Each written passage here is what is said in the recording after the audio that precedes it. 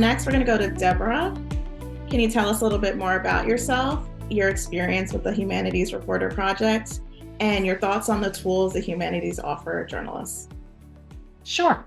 So as Carlette said, I'm Deborah Yaffe. I've been a journalist mostly in New Jersey for about 34 years. Started out in daily newspaper journalism, then transitioned to freelancing and book writing. And for the last few months, I have been Civic Stories Humanities Reporter under the grant that they received from the New Jersey Council on Humanities. So let me talk a little about that.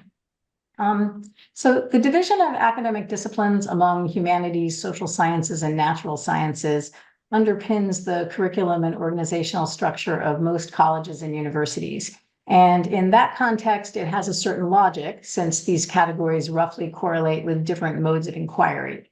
The natural sciences essentially quantitative and empirical, the humanities essentially word-based and interpretive, and the social sciences combining elements of both approaches.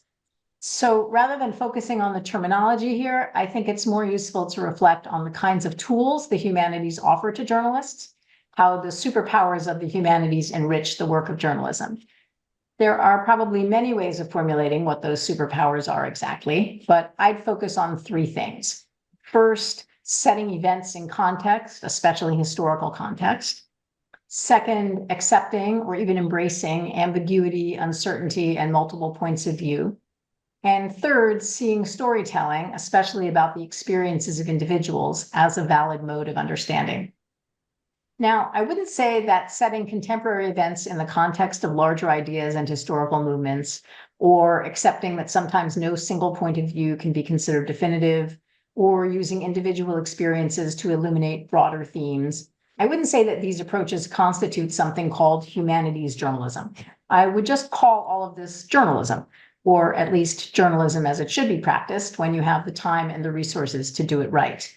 So to answer the question that's our program title tonight, I do think that the humanities can build audience engagement, but that's because the tools that the humanities give us already represent the best of what journalism can be. So that's it for me, and back to you, Carlette. Thanks again, Deborah.